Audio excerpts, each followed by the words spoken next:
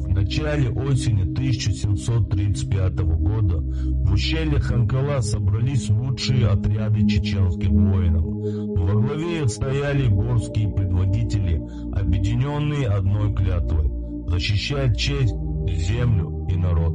Крымский хан Каплан-Гирей направил гонца с унизительным требованием: «Я приказываю вам ежегодно платить мне дань и прислать в мой гарем 100 самых красивых чеченских женщин».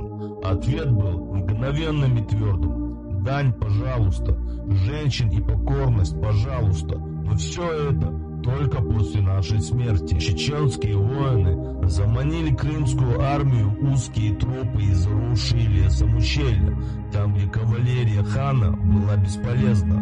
Началась жестокая и героическая битва. Несмотря на численное превосходство до 80 тысяч воинов, хан понес сокрушительное поражение. Погибли до 10 тысяч его солдат.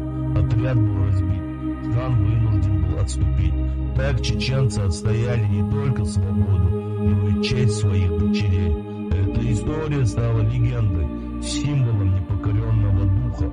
Когда посягнули на самое святое, чеченцы ответили кровью.